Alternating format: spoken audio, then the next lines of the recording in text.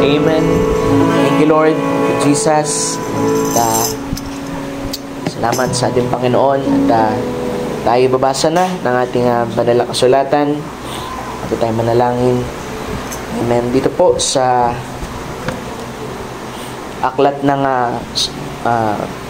Psalms, mga kapatid. Aklat po ng mga awit. Psalms 90. Amen. Psalms 90, chapter 90, verse 15 to 17. Sabi dito, kung nahanap na natin, Psalms chapter 90, verse 15 to 17. Sa English, make us glad according to the days wherein thou hast afflicted us, and the years wherein we have seen evil. Let thy work appear unto thy servants, and thy glory unto their children. And let the beauty of the Lord our God be upon us, and establish thou the work of our hands upon us. Yea, the work of our hands establish thou it. Sabi sa Tagalog, pasayahin mo kami ayon sa mga kaarawan na iyong idinilamhati sa amin, at sa mga taon na aming ikinakita ang kasamaan. Mahayag nawa ang iyong gawa sa iyong mga lingkod, at ang kaluwalhatian mo sa kanilang mga anak. At sumaamin nawa ang kagandahan ng Panginoon ng aming Diyos, at iyong itatag sa amin ang gawa ng aming mga kamay. Oo, ang gawa ng aming mga kamay ay itatag mo. Amen. Isa pang scripture bago tayo manalangin. Sa awit muli, mga kapatid, 119. Psalms chapter 119, verses 49 to 50. Sabi dito, iyong alalahanin ang salita sa iyong lingkod. Ano yung salita sa iyong lingkod? Yun ay pangako sa pamamagitan ng salita ng Panginoon sa kanyang lingkod, na iyong ipinaasa ako. 50. At ito'y aking kaaliwan sa aking pagkapighati, sapagkat binuhay ako ng iyong salita. Sa English, remember the word unto thy servant, upon which thou caused me to hope. For this is the comfort in my affliction, for thy word hath quickened me. Amen. At ang Diyos ang patuloy na magpala sa mga salita na to. Manalangin tayo. Dear Lord Jesus, once again, lumalapit kami, Panginoon, sa iyo muli, sa trono ng iyong biyaya, nang may pananampalataya, dahil sabi mo sa scripture ay hindi maaring lugurin ka, Panginoon, ng walang paniniwala, ng walang pananampalataya sa iyo. Kaya bago pa man ang lahat, maitabi namin, Panginoon, o Diyos, sa mga bagay na pumipigil sa amin, gaya ng sinasabi, Lord, sa aklat ng Hebreo, itabi namin ng walang liwag ang bawat kabigatan at pasanin, at tingnan namin yaong, Lord, may akda sa aming pananampalataya. At ikaw yun, Panginoong Jesucristo. Lord, dumalapit kami sa iyong mga salita, at humihingi, Lord, ng biyaya mo, at ang kapangyarihan mo ay igawad mo sa pamamagitan, Lord, ng pagbubukas ng mga salita na ito, Panginoon. Nang aming mga kaluluwa ay pakanin mo, ng aming uhaw, Panginoon, at may pangangailangan na kaluluwa, na ikaw, Lord, ang tangi lang, Lord, na kayang umabot, Panginoon, ay abutin mo, Lord, sa umagang ito. Hawiin mo, Lord, ang anumang mapulang dagat, Lord, sa aming isip, sa aming puso. Nang sa ganon makita namin, Lord, ang kaligtasan, O Diyos, na nanggagaling po sa iyo. Sabi ng scripture, Lord, this is the comfort in my affliction.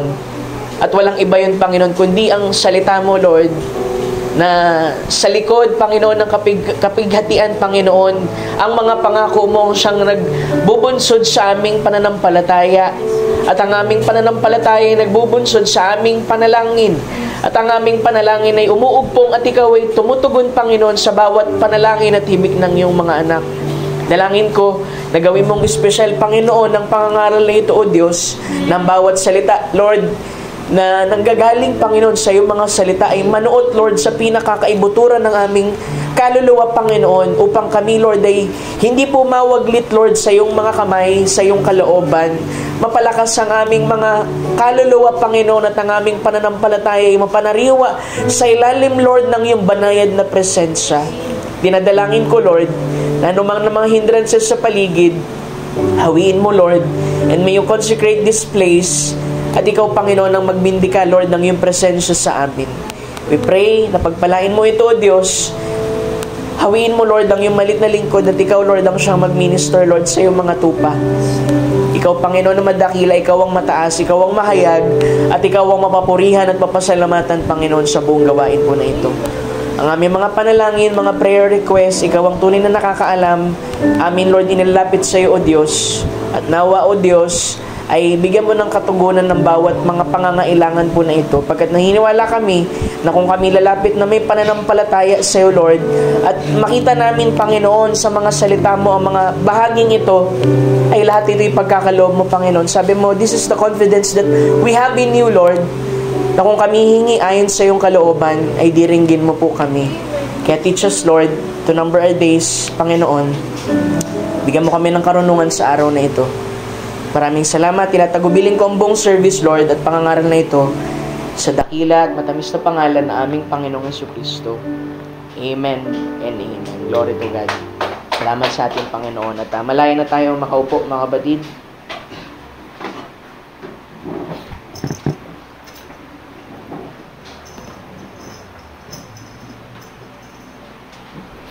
Amen. Muli po ay mapagpalang umaga sa bawat isa. Thank you, Lord. At, amen. Sa umagang ito, mga kapatid, ay mangungusap po ako sa teksto, mga kapatid, na the privileges of affliction. Amen. Ang mga pribilehiyo, mga kapatid, sa kadalamhatian. Amen. At madalas, mga kapatid, pagka tayo mangusap sa sorrow, kadalamhatian, kasi maraming beses sa Biblia ay nababanggit yan, affliction, sorrow, mga bagay, mga kapatid, na hindi magandang emosyon.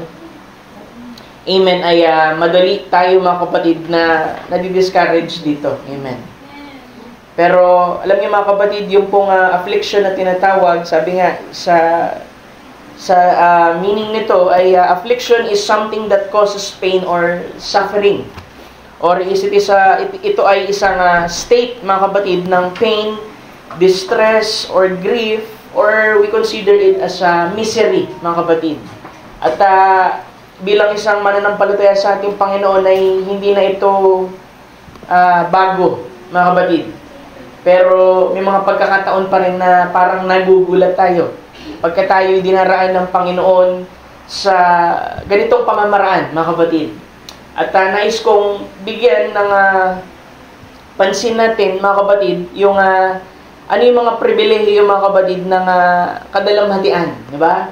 Kasi alam naman natin, bilang isang Kristiyano ay meron tayong Diyos na sovereign sa lahat ng bagay, nakakaalam sa unahan, gitna at dulo ng ating buhay, pero hindi naman natin matatawag na hindi normal, di ba, na humiling tayo sa ating Panginoon na sabi sa scripture, binasa natin, make us glad. Di ba? Sabi doon sa scripture, babalikan ko yung sa Psalm chapter 90, mga kapatid. Ang book of Psalm chapter 90, mga kapatid, ay awit po yan ni Moses, mga kapatid. Prayer or awit ni Moses, mga kapatid. Ito yung panahon na sinabi na ng Panginoon na hindi siya makakatawid sa promised land. Amen. Na ang makakatawid doon, sisikaping itawid ni Joshua, pero si Moses hanggang doon lang sa border ng Kanaan, mga kapatid.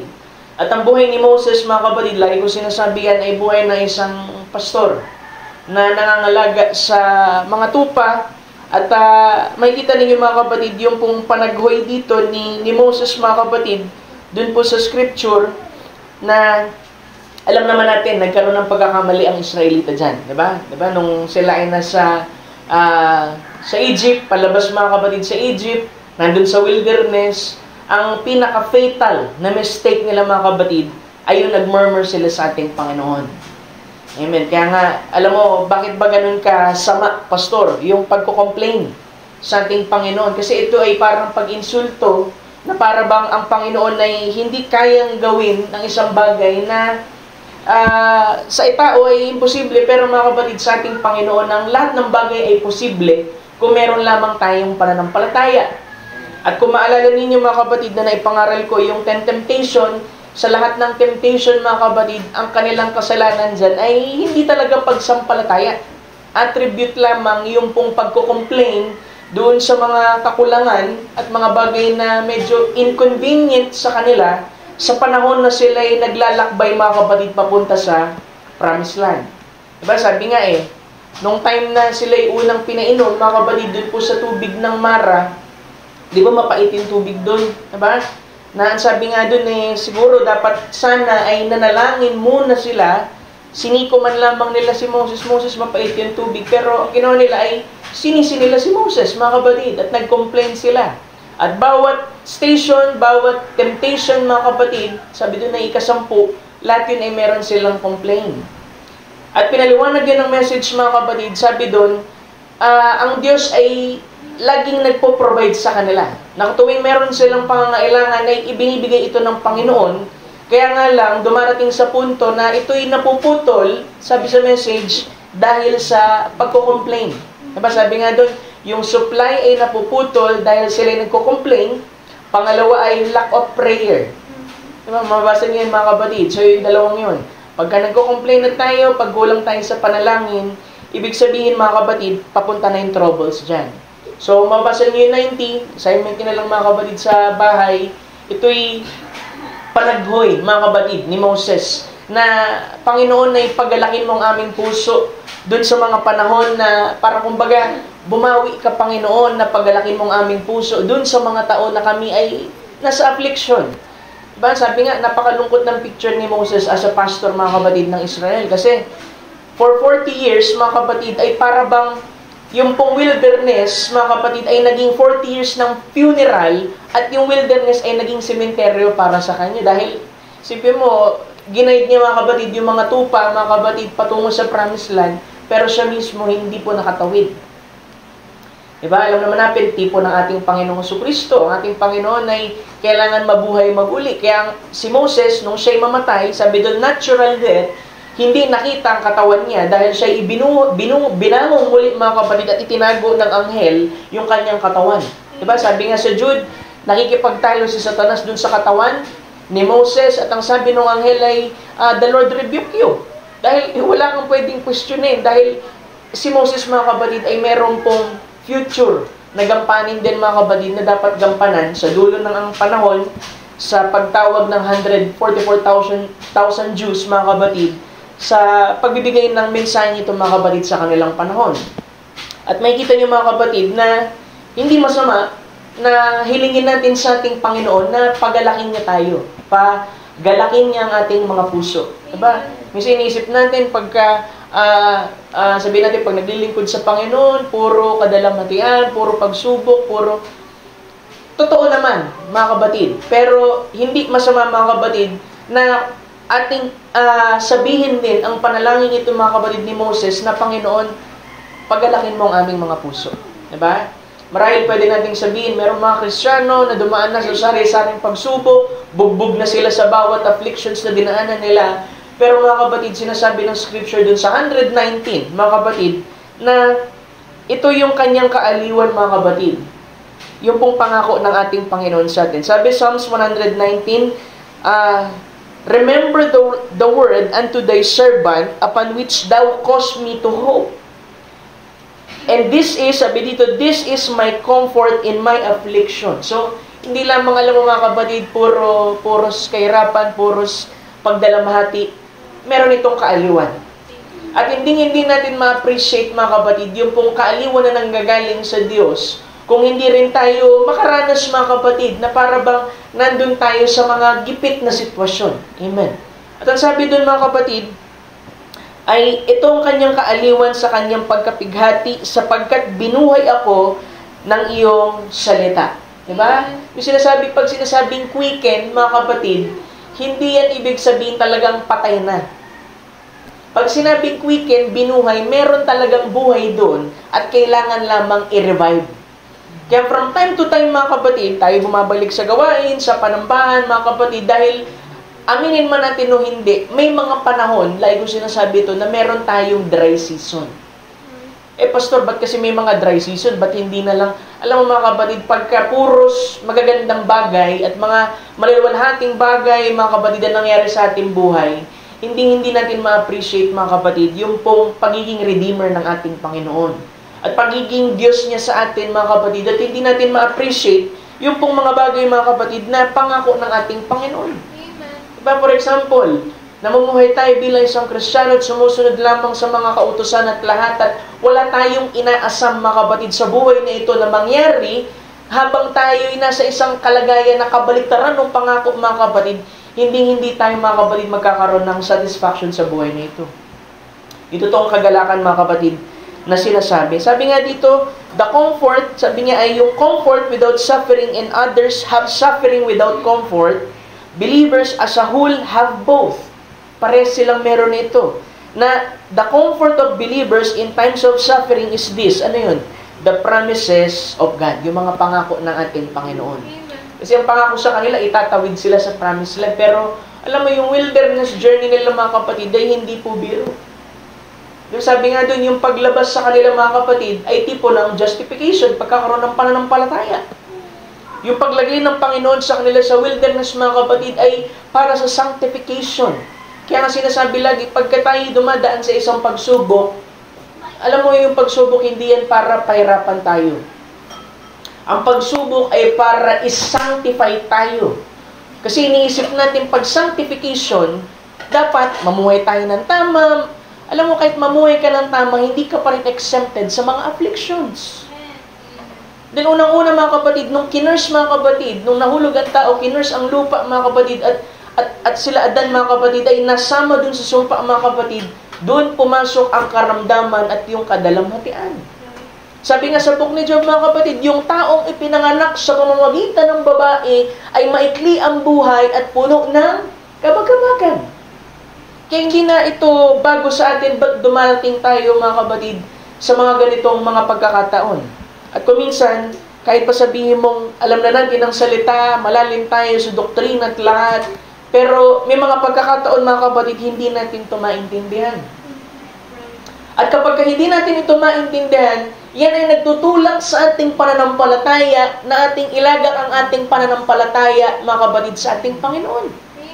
Dahil kung ang lahat ng bagay ay nauunawaan natin, paano na lamang, mga kapatid, yung pananampalataya? Di ba sabi ang pananampalataya, mga kapatid, faith is the substance of things hoped for, the evidence of things not seen. Ano mang hindi na i-declare ng pangpaningin, ng pandinig, mga kapatid, ng pandama, mga kapatid, ito is sa pananampalataya. Yung ika-6 na pandama na meron tayo. Diba? At ang sabi dyan, mga kapatid, amen, na itong si Moses na, isipin mo, for 40 years, dala-dala niya yung mga kapatid, yung mga tupa na yun, mga kapatid. At sa dulo, diba, sabi ng prophet meron 3 bagay na dapat ingatan ng isang ministro. Diba? Sabi doon ay, yung babae, yung pera, saka yung popularity. Diba? Pero alam niyo ba, mga kapatid, meron pang-4. Alam niyo yung pang-4, yun po yung nagbigay daan upang mahulog itong si Moses. Alam mo kung ano yun, mga kapatid? Burnout.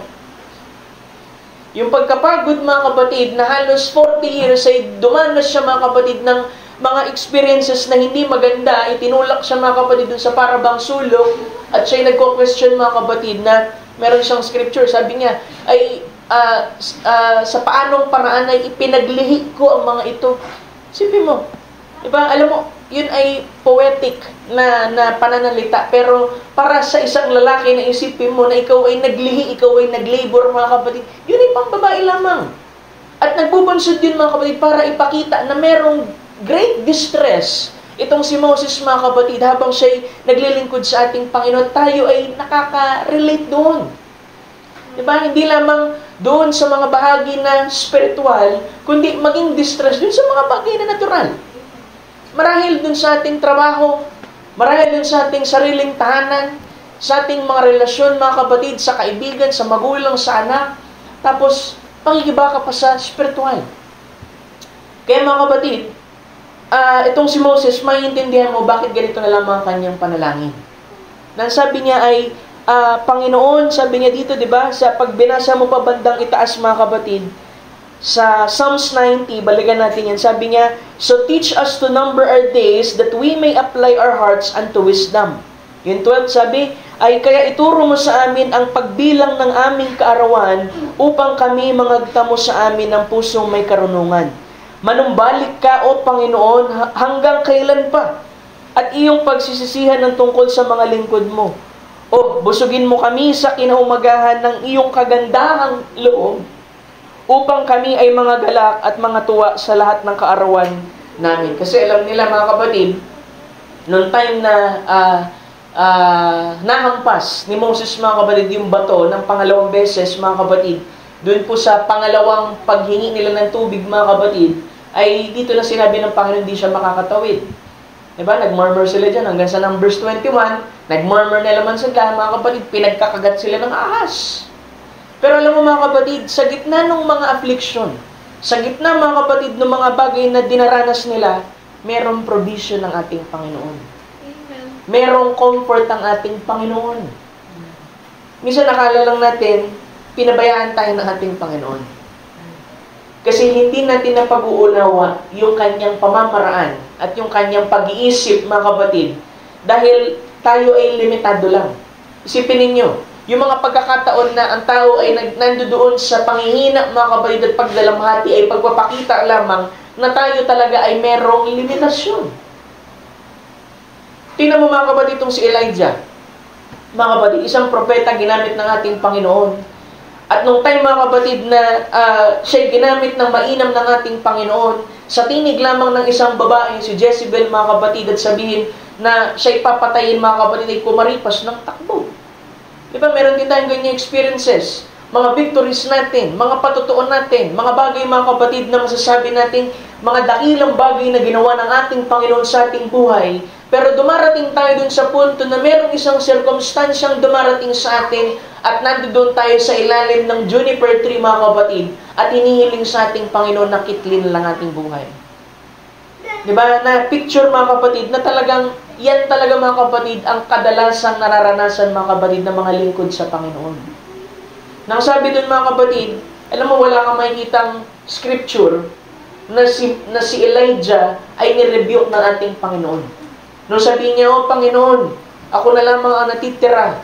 Mas mabuti pa yung mga naunang propeta kaysa sa akin. Kunin mo ng aking buhay. At ang sabi doon mga kapatid, siya hindi nirebuke ng ating Panginoon. Kasi alam ng Diyos, may limitasyon talaga ang tao. Pastor, bakit siya natakot dyan? Kasi unang-una, pagka-propeta mga kapatid, sila ay kumikilos lamang ayon sa kung ano ang pangunguna ng Panginoon sa kanila. And after the anointing mga kapatid ay umalis na sa kanila, sila ay nasa kanilang natural senses lamang at ang kanilang pangunawa ay hanggang doon na lamang po. Kaya nung time mga kapatid na nandun sa juniper tree mga kapatid, ito pong si Elijah mga kapatid, alam mo ba merong comfort ang Panginoon? Nang sabi doon mga kapatid ay nagpadala siya ng anghel na meron mga kapatid 20 tinapay. Alam mo pag sinabing anghel na merong tinapay, walang iba yan mga kapatid na dala, kundi po yung mana. Kasi yung mana mga kapatid, ito rin po yung parehong mana na ginamit ng Panginoon dun sa mga Israel mga kapatid, na lumabas dun sa Egypt para i-sustain sila mga kapatid, dun sa kanilang journey dun sa wilderness. Nang sabi dun mga kapatid, nung sila'y makapasok na dun sa border mga kapatid, makaabot dun sa hangganan ng Kanaan mga kapatid, border ng Kanaan, tumigil na yung pag-ulan mga kapatid ng mana po sa kanila. Kasi mga kapatid, iba na yung pagkain nila doon. Sabi doon, meron na silang yung mga talagang pagkain mga kapatid doon po sa lupang pangako mga kapatid. So, merong mga afflictions, merong mga panahon na parang kagaya tayo dito mga kapatid kay Elijah at kay Moses, na para bang nandun sa juniper tree mga kapatid, at humihingi mga kapatid ng kaaliwan sa ating Panginoon. At hindi tayo mga kapatid mabibigo gaya ng propetang ito mga kapatid na si Elijah na tinugon ng ating Panginoon. Sabi doon na 2 beses pang pinadalan mga kapatid ng tinapay. Di ba kasi nung sabi doon, arise, kumain ka, tapos ang ginawa niya, kumain siya at tutulog siya. Sa pangalawang beses, dumating yung anghel mga kapatid at pinakain muli siya. At ang sabi doon, yung tinapay na yun, mga kapatid, ay nagsustain sa kanya for 40 days and 40 nights, mga kapatid, dahil meron pang ipapagawa ang Panginoon sa kanya. Amen. Kaya sabi, mga kapatid, alam mo, until the purpose of God has been finished sa bawat buhay ng mananampalataya, mga kapatid, at tayo nandito pa, ibig sabihin, hindi pa tapos yung gampangin ng Panginoon sa atin. Yun layunin, bakit Kanya tinawag, bakit Kanya binigyan ng pananampalataya, bakit Kanya nilagay sa isang iglesia, bakit ka naglilingkod, mga kapatid, hindi pa tapos ang layunin ng ating Panginoon sa atin. Nais ko, mga kapatid, na bumasa dito ng quote. Amen, dahil mga bahaba ito, pero sisikapin kong hindi kayo i-hold ng matagal. Sabi dito, Christ is revealed in His own word, paragraph 18. Amen. Para maintindihan niyo, mga kapatid, talaga kung ano yung mga karanasan, mga kapatid natin na dinaranas natin ngayon. Sabi dito, kakausap ko lamang sa isang batang ministro at sa kanyang asawa sa silid, ilang sandali pa lamang na nakalipas, at pareho silang ninenerbyos gaya ng lahat ng iba pa sa mundo, gaya ng iba pang mga tao sa lupa. Yung nervyos dito ay hindi lamang, yung parang ninenervyos ka. Ang ibig sabihin ng prophet dyan, merong anxiety, merong depression, merong stress. Pwede ba yun, Pastor? Kahit mananampalataya sa ating Panginoon, dumaranas ng depression? Yes. Si Jeremiah, mga kapatid, na isang batang propeta, ay dumanas din, mga kapatid, ng ganitong bagay. At ang sabi doon, may nakilalang ministro, mga kapatid, yung ating kapatid, Brother Branham, isang batang ministro at kanyang asawa na discern niya, may anxiety itong mga to. At ang sabi dito, tandaan, may isang suntok si Satanas na papatama na sa inyo. Sa English, maganda yung pagkakasabi. Remember, Satan's got a punch coming at you. I don't care who you are, he's got a right to that one punch, which had rather be that punch, be blind or be arthritic, sitting on a wheelchair or be nervous. Diba? Sabi doon ay, merong isang suntok sa iyo, si Satanas. Alin ba mas pipiliin mo na suntok na yan? Ang mabulag o maging isang may sakit na may arthritis na nakaupo sa silya o maging magkaroon ng isang nervous, anxiety? Mayroon siyang kung saan man na kaya niyang kayong suntukin. Meron siyang karapatan sa bukas na bahagi niyan. Sabi dun, mga kapatid, ay si Satanas, paano yung pastor? Teka lang, sabi mo, ang pag-iingat ng Panginoon ay nandun sa kanyang mga hirang. Pero alam niyo, mga kapatid, si Satan laging gusto niya na nakikipag-bargain sa ating Panginoon. Diba naalala niyo si Job? Sabi niya, to and fro siya. Akit panaog siya, mga kapatid. At nakikipag-bargain siya dun sa lingkod. Nang sabi niya, kaya lang na maglilingkod yan sa'yo kasi pinagpapala mo. Kaya ginawa, tinanggal yung mga ari-arian niya. Tapos pati yung mga anak niya, kinuha. Ang ginawa niya, nagpuri pa rin sa Panginoon. Sabi niya, ang Panginoon nagbigay, ang Panginoon ang kukuha, purihin pa rin ang Panginoon. Amen. Hindi pa rin nasayahan, mga kapatid, yung Satanas dun sa isang suntok na binigay sa kanya. Kaya bumalik ulit sa Panginoon. Sabi niya, alam mo, kaya lang naman pinagpapala, kaya mo lang naman naglilingkod sa iyo yan. Kasi, sige nga, galawin ko yung ano yan, yung laman. Sabi ng Panginoon, sige, galawin mo.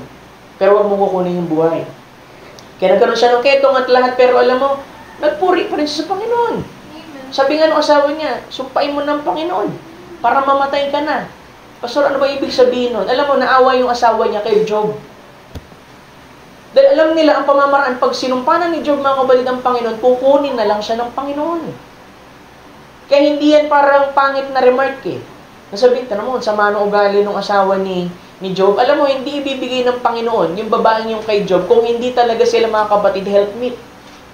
Nataon lang, mga kapatid, na kuminsan gagamitin ng Panginoon yung mga circumstansya at tao, mga kapatid, sa paligid natin para tingnan kung ano ang estado ng ating pananampalataya sa ating Panginoon.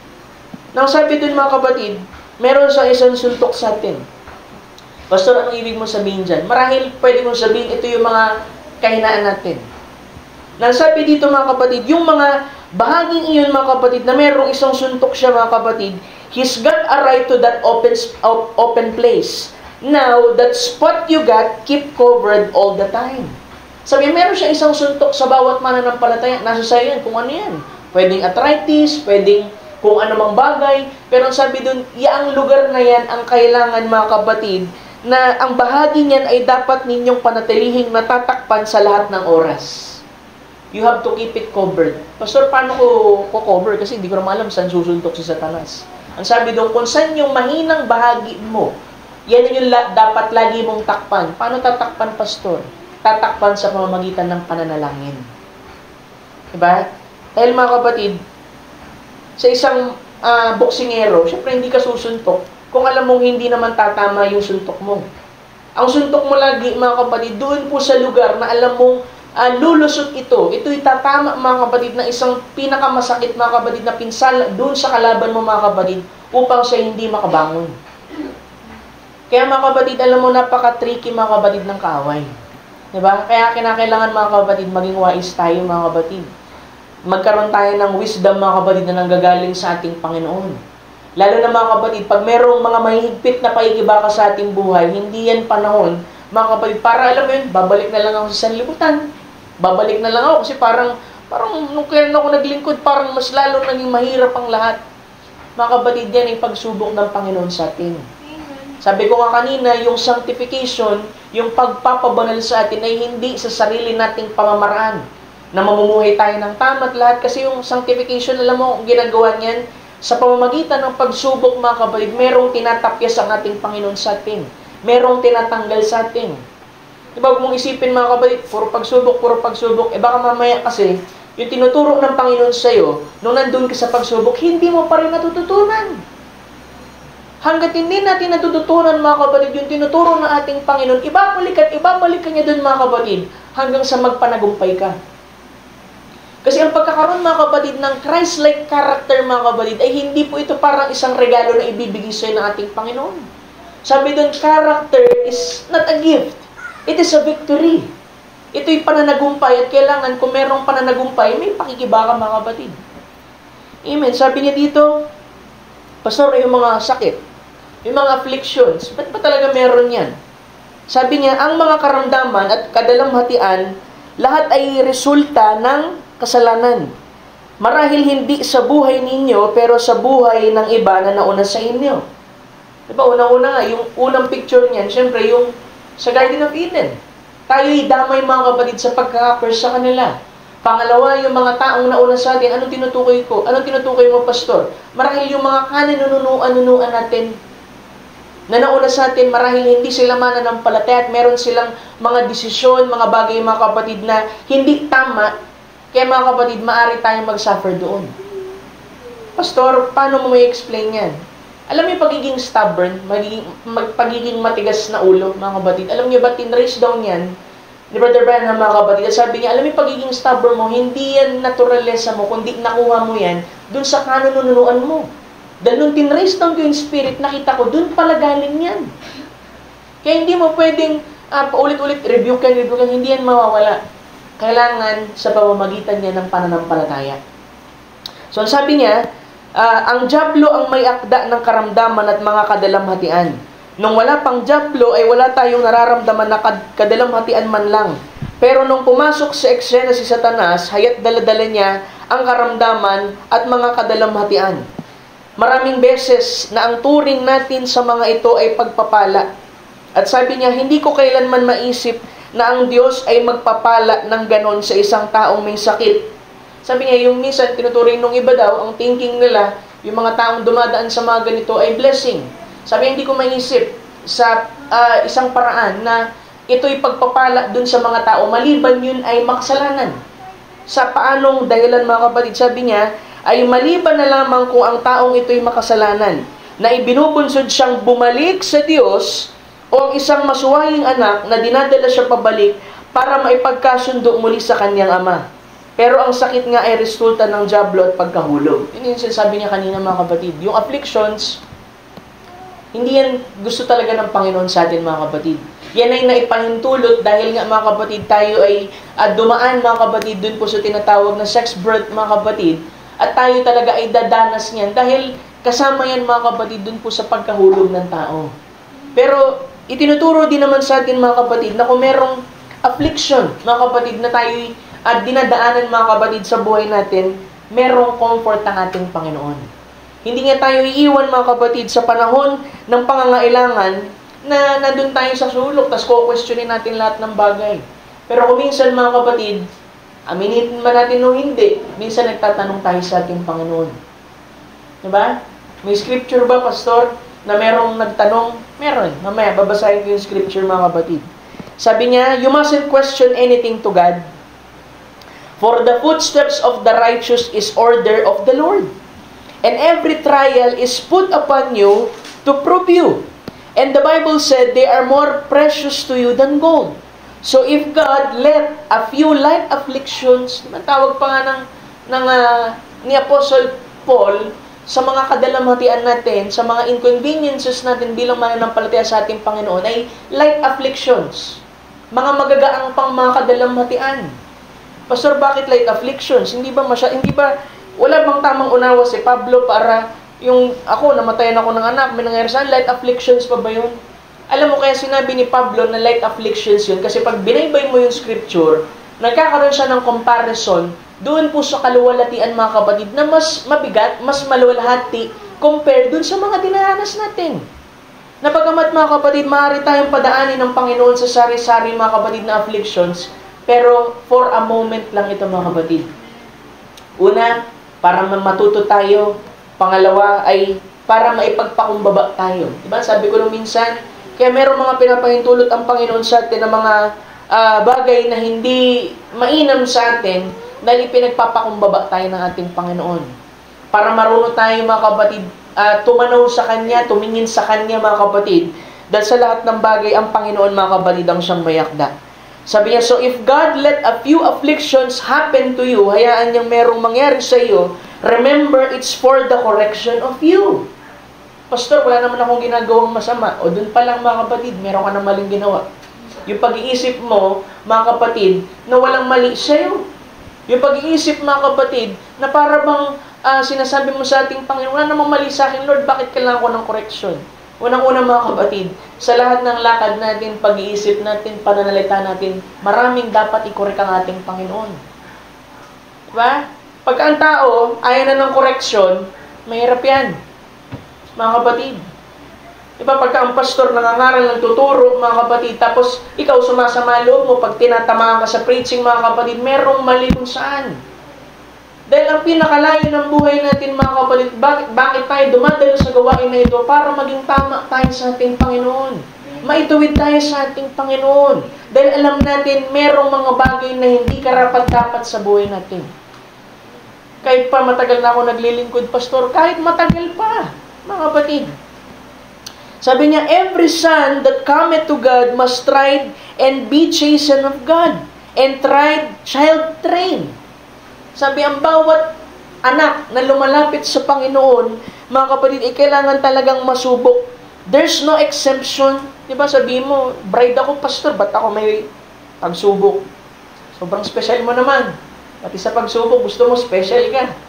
Hindi, mga kapatid, bibigyan ka ng Diyos ng isang pagsubok na kaya mong pasanin. Hindi ka niya pwedeng bigyan, mga kapatid, ng isang pasanin na hindi mo kaya. Akala lang natin, mga kapatid, sobra-sobra, kasi mali tayo ng pag-iisip, mga kapatid. Every son that cometh, these afflictions are done and brought about to see what attitude you take. Di ba? Isipin mo, nung sila galing sa Egypt, yung mga Israelita lumabas, tapos tumawid doon sa mapulang dagat, nagpupuri, mga kapatid, doon gamit yung tamborin, mga kapatid, ni Miriam. Isipin mo, after 3 days, nauhaw sila. May victory, pero nauhaw sila. After mauhaw, mga kapatid, saan sila dinala ng Diyos? Sabi, mga kapatid, talagang eksaktong dinala sila ng Diyos, mga kapatid, dun sa tubig ng Mara. Para ano, mga kapatid?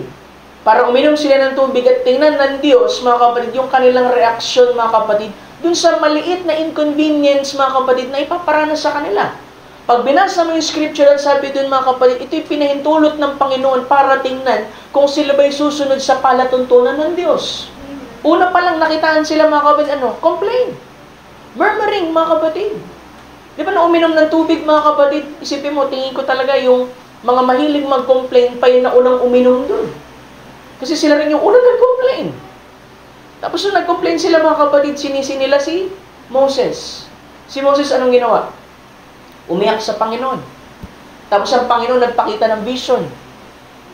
Sabi ng Panginoon, merong puno dyan sa tabi ng pangpang. Diba sabi natin, ang problema ko, pastor, wala nang kasagutan, wala na. Alam mo yung problema, yung kasagutan, nasa pangpang lang lagi. Kung meron tayong problema, nasa pangpang lang yung sagot. Ano yung pangpang? Manalangin ka. Lumod ka sa ating Panginoon. Nandun lang din ang sagot. Kaya nung pinakita mga kapatid, yung puno na yun ay, sabi kunin mo yun, Moses, tapyasin mo, tapos itapon mo din sa tubig. At sinipsip mga kapatid yung kapaitan mga kapatid na meron din sa tubig ng marat nakainom sila ng mainam. Sabi doon ay pinatamis ng Panginoon. Diba, huwag yung isipin mga kapatid, alam mo, pinadaan ako ng Panginoon, kaya ganito na ako ka-bitter eh. Pinadaan ka ng Panginoon dyan mga kapatid, hindi para maging bitter, kundi para mas maging matamis yung testimony mo sa ating Panginoon. Diba, minsan ngalan natin, napakapait ang pinadanos ng Panginoon at lahat. Pero mapapahiya ka sa dulo kasi ang provision ng Panginoon hindi naman nagkulang. Pinakita niya sa iyo mga kapatid, dumaan ka man dun sa hirap, sabi doon, ito pa rin ang comfort ko ang iyong salita. Meron pa rin mga kapatid kaaliwan. See, sabi niya, to see what you'll take. See, it's God on this proving ground, that's all earth is the proving grounds and where He is trying to prove you. Diba? Ito proving ground ng ating Panginoon eh. Itong buhay natin na makalupa na ito ay proving ground ng ating Panginoon kung nasaan na tayo. Kung anong pananampalataya meron tayo. Tsaka isipin mo, isang tao mga kapatid, isang bata. Palakihin mo mga kapatid na lahat ng gusto niya ibigay mo. Pag lumaki yan mga kapatid at pinaranas mo sa suffering, mga kapatid, hindi niya kakayanin yan. Diba? Hindi niya kakayanin yan. Kaya minsan naisip niyo, kaya pala ako, bago ko naglilingkod sa Panginoon, pinadanas niya ako sa mga mahihirap na ganito. Dito na natin na-appreciate mga kapatid. Kahit pa sabihin mo na wala pa yung panahon mga kapatid na talagang tunay ka nakakilala sa ating Panginoon, pinahintulot niya yan for a purpose. Diba? Habang tinitrain tayo, habang pinadadaan tayo mga kapatid sa sari-sari mga kapatid na hindi magandang experience mga kapatid. Pag natapos na yan, pag may dumating ulit na trials, alam mo na kung paano mo i-handle yung sarili mo. Diba? Nung una, talagang pagka bagong-bago ka pa sa Panginoon, konting bagay lang, nagmumurmur ka, konting bagay lang, nagko-complain ka. Sisisihin mo na agad ang ating Panginoon. Sabi mo, kailan ako naglingkod sa iyo? Sa kaganito. Pero mga kapatid, may kaaliwan doon. Mga kapatid. Diba? Sabi niya, now before you can have a victory, bago ka magkaroon ng pananagumpay, there has to be a battle. And if there's no battle, there is no victories. So we ought to be thankful for the battles and tryings. And it's God giving us opportunity to have victories. Don't make you that little bit better now. The battle come along, somebody saying something bad about you, sickness come unto you, maybe God give you those light afflictions. Sabi niyo, magkaroon ka ng karamdaman, yung merong magsabi sa iyo na ibang tao nang hindi maganda, ito daw ay mga mabibigat pa katamtamang mga karamdaman daw. At that He might heal you and show His favor to you, to let you see that He means by it, He loves you. Amen. Di ba yan, alala niyo yung Book of Malakay? Kino-question nilang ating Panginoon kung paano nila inibig sila. Di ba sabi niya, paano mo kami inibig? At sabi niya, inibig ko si Jacob at kinapuutan ko si Esau. Ano yun? Pagkapili ng Panginoon. Pagtawag ng Panginoon. Huwag nating isipin mga kapatid na, alam mo yung sinasabi ko lagi dito. Kaya minsan, merong mga napufrustrate na Christian, mga huminto sa paglilingkod, mga nangihina kasi yung pag-ibig ng Panginoon wala na din sa kanilang puso. Pero kung nararamdaman mo yung pag-ibig ng Diyos, hindi magiging mahirap mga kapatid, yung paglilingkod mo sa Kanya. Amen. Kaya ka nagre-reklamo, kaya ka nagko-complain, kasi wala na yung pag-ibig ng Panginoon dyan. Ano ibig sabihin ng pastor? Pag wala na ang pag-ibig ng Panginoon, ibig sabihin yung tatlong binabanggit dun sa 1 John mga kapatid, nandiyan sa'yo. Sabi dito diba, the lust of the eyes, the lust of the flesh, and the pride of life is not of the Father, but of the world. Naku, ang mga bagay na ito ay nasa sa'yo. Ibig sabihin, ang pag-ibig ng Panginoon, wala sa'yo. At alam mo, ba't binibigyan ka ng afflictions? Para hindi ka masyadong magkaroon ng attachment sa mundong to. Dahil hindi tayo taga rito. Tayo ay dumadaan lamang dito. Tayo ay mga taga-ibang bayan, mga kapatid. Sabi mo, ba't mga afflictions, ba't may kahirapan para hindi ka masyadong ma-attach? Sabi mga ganyan tao, mga kapatid nakausap lang, na-attach na agad. Diba? Mga bagay sa sanlibutan, mga kapatid, na tila ba nagpapasaya ng kaunti, nagbibigay ng kiliti sa atin, mga kapatid. At minsan nakikita natin, napapansin natin, parang yung ating pag-ibig wala na sa Panginoon, napupunta na doon. Kaya ang Panginoon, puprovide siya ng afflictions para para bumalik ulit sa Kanya. Kasi alam niyo, mga kapatid, yung mga bagay dito sa sanlibutan, alam mo, makakasama talaga sa atin yan, mga kapatid. Diba? Amen. Pero mahal tayo ng ating Panginoon. Diba? Sabi niya, preaching of the cross, sabi doon, ang pangangaral ng cross ay magdudulot ng pagmamasid ng ibang tao. Yung mga suliranin, mga kaguluhan, hindi natin maiiwasan na maranasan ng mga ito. Ngunit ito'y ating tanggapin na lamang pagka ito'y dumarating. Kasama talaga, mga kapatid. Yung sinasabi mo, gusto kong sumunod sa Panginoon. Diba? Yung mga gusto sumunod sa ating Panginoon, meron siyang requirement. Sabi niya, kung kayo susunod sa akin, ay kailangan i-deny niyo ang inyong sarili, buhatin niyo ang inyong krus, at sumunod sa akin. Amen. Hindi pwede sabi mo, sunod ako Lord. Pero meron siyang pamamaraan kung paano natin siya susundin. Sabi ko, hindi tayo pwedeng pumili ng paraan ng ating paglilingkod. Sabi dun, mga kapatid, kailangan talaga nating i-deny yung ating sarili. Paano i-deny, pastor? Ibig sabihin nun, hindi ang mga gusto mo, kundi yung kalooban ng ating Panginoon. Diba? Pangalawa, bitbitin mo, mga kapatid, yung krus na binigay ng Panginoon sa iyo. Aminin naman natin nung hindi, mga kapatid. Diba? Minsan nagtatanong tayo, ba't ganito na lamang kabigat ang pasanin ko, pastor? Alam mo, wala sa akin ang lahat ng sagot. Nasa Panginoon. Amen. Nasa Kanyang salita. Ang tanging magagawa ko lamang ay ituro kayo sa salita, pabalik sa salita ng ating Panginoon. At kayo mismo, mga kapatid, ang makatuklas ng eksperyensya nyo sa ating Panginoon. Amen. Sabi niya, there is none of us that is immune from troubles. Walang immune. Diba? God has not promised to excuse us from all sickness, but it is written, His strength is sufficient. He will never put so much upon us, but He will give us grace to bear it. So we have that consolation of knowing. Diba? Walang sino man sa atin ang ligtas sa mga problema at suliranin. Hindi pinangako ng Diyos na hindi tayo makakaranas lahat ng karamdaman, pero nasusulat, ang Kanyang lakas ay sapat, at hindi niya tayo bibigyan ng sobrang pasanin, kundi bibigyan niya tayo ng biyaya upang kayanin ito. Amen. Kaya mayroon tayong kaaliwan, yun yung kaaliwan natin Diba sabi ng scripture, may pangako siya, mga kapatid, pagpatungkol sa afflictions. Psalms chapter 34 verse 19, sabi niya, many are afflictions of the righteous, but the Lord delivered him out of them all. Sabi ay, marami ang kadalamatian ng matuwid, ngunit inililigtas ng Panginoon sa lahat. Pastor, parang unfair naman nun. Matuwid na nga sumusunod na sa kalooban ng Panginoon, pero bakit may pagdadalamhati? Fair ang Panginoon. Bigyan ko yan ng scripture. Psalms 32, balik tayo. Psalms 32, chapter 32, verse 10 to 11. Sabi niyo ba, unfair ang Lord. Fair ang Lord. Sabi dito, many are sorrows. Pares yan, affliction. Many are sorrows shall be to wicked, sa mga masasama daw, mga kapatid, but he that trusted in the Lord, mercy shall compass him about. So, ano pipiliin mo? Wicked ka, tapos may pagdadalamhati, o righteous ka sa pamamagitan ng ating Panginoon Kristo na mayroong pagdadalamhati. Pumili ka. Diba? Anong pipiliin mo? Yung makonsidera kang wicked, dumadaan ka din naman sa kadalamhatian, o isang matuwid sa pamamagitan ng ating Panginoon, pero meron siyang consolation. Kasi ang sabi, mga kapatid, but he that trusted in the Lord, ito yung mga tao matutuwid.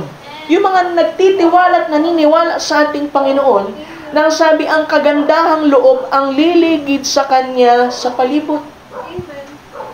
Kaya sabi, kayo'y mga tuwa sa Panginoon at mga galak kayo kayong mga matuwid at magsihayaw kayo dahil sa kagalakan, kayong lahat na matuwid sa puso. Kasi mo, ba't yung mga iba gumagawa ng hindi maganda, wala naman silang pagdadalamati. Alam mo, hindi lang nila pinapakita. Kaya alam mo sa Facebook, minsan maganda mga kapatid, mag-deactivate na tayo eh. Kasi minsan nagko-compare tayo din sa iba. Parang siya nila. At yung college, nang-open lang sa akin ito ngayon, nasa ibang bansa na.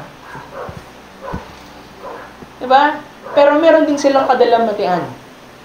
Ang pinagkaiba lang mga kapatid, kahit anong hanap nila mga kapatid na mga bagay sa sanlibutan, malungkot pa rin sila. Hindi pa rin sila masaya.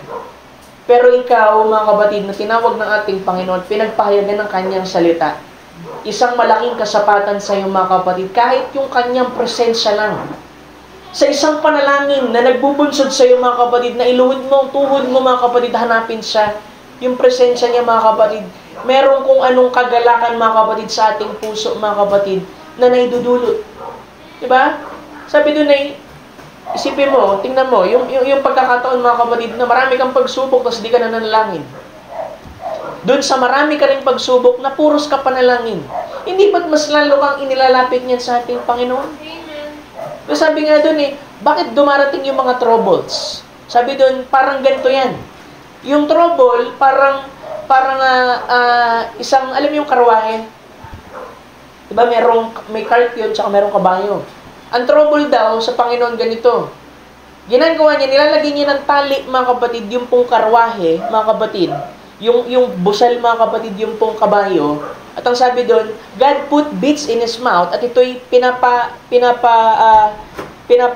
tawag dito ay pinapakaliwa niya, pinapakanan niya mga kapatid sa kanyang sariling kalooban, upang ang tao daw mga kapatid ay magkaroon ng fellowship mga kapatid sa ating Panginoon. Minsan ginagamit niya yan mga kapatid para ilapit tayo sa Kanya. Para masigit nating maramdaman mga kapatid yung pag-ibig ng Panginoon. Amen. Afflictions. Sabi niya pa, yung message ng rapture. Ano lang yung message ng rapture? Alam niyo kung ano yung ginamit mga kapatid ng messenger mga kapatid na team, na scripture? Ang ginamit niya mga kapatid is Psalms 27. Ano po yung Psalms 27, Pastor? Psalms 27:5. Ginamit niya mga kapatid sa message ng rapture. Ano ibig sabihin yan? Sabi doon, for in the time of trouble, kasi alam ng Panginoon bakit trouble, Pastor? Di ba? Bago ibagsak ng Panginoon ang judgment, aagawin ng nobya. Kaya sabi, for in the time of trouble, He shall hide me in His pavilion, in the secret of His tabernacle shall He hide me. Kasi laging merong comfort sa ating Panginoon. Amen. Diba? Kahit nga yung mga tao, mga kapatid, na nakakagawa ng pagkakamali sa time ng Old Testament, di ba merong tinatawag na house of refuge? Mga tao na nagkasala na hindi nila sinasadya, ay kailangan pumunta dun sa lugar na yun, mga kapatid, manatili kasama nung saserdote, mga kapatid, at sila iingatan po doon. Amen. Sabi pa dito, mga kapatid, Psalms 94, Verse 17, unless the Lord had been my help, my soul had almost dwelt in silence. When I said, my foot slippeth, thy mercy, O Lord, held me up. Diba? Sabi dun, kundi ang Panginoon, sabi niya, kundi ang Panginoon ay naging aking katulong, help ezer, mga kapatid, sa Hebrew. Ang kaluluwa ko'y tumahang madali, sana sa katahimikan. Diba? Kundi dahil lang sa Panginoon. Diba? May mga pagkakataon, nasagasaan ka na mga kapatid, kundi dahil sa Panginoon. Sabi niya, nang aking sabihin, ng aking paa ay natitisod, inalalayan ako ng iyong kagandahang loob. Amen. Ang kagandahang loob ng siyang umaalalay sa atin. Sabi, hindi ba't ang kagubutihan ng Panginoon siya nagtutulak sa iyo? Diba? Sabi pa nga mga kapatid, sa karamihan, sabi dito, in the multitudes of my thoughts within me, thy comfort delight my soul. Ano yung thoughts dyan mga kapatid? Sabi doon ay, sa karamihan ng aking pag-iisip sa loob ko, ano yan? Anxiety yan. Sabi, in the multitudes of my anxiety within me, thy comfort delights my soul. Ano yung comfort? Yung kanyang salita. Yung kanyang pangako, mga kapatid. na siya mga kapatid na nagbibigay sa atin ng kalakasan. Di ba? Sabi pa dito, Psalms 102, verse 1. Basahin natin yan. Psalms 102. Yun yung sinasabi ko kanina na, Pastor, meron bang meron bang scripture? O, basahin nyo. Sabi dyan, a prayer of the afflicted when he is overwhelmed and poureth out his complaint before the Lord. So, hindi pala masama, Pastor, magsumbong sa Panginoon. So, hindi pala masama, Panginoon, magsabi sa Panginoon na, Panginoon, nahirapan po ako. Panginoon, parang hindi ko kaya. Panginoon, hindi ko ito maintindihan. Sabi ay, isang panalangin, mga kapatid, ng isang kaluluwang merong pagdalamhati at siya'y, mga kapatid, sabi ng overwhelm, ito'y halos nagpatong-patong na marahil. Hindi na niya kinaya, mga kapatid, na sabi ay, pour out his complaint before the Lord.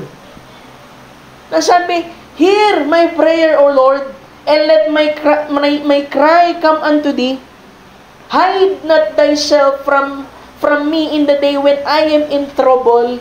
Incline thy ear unto me in the day when I call, answer me speedily.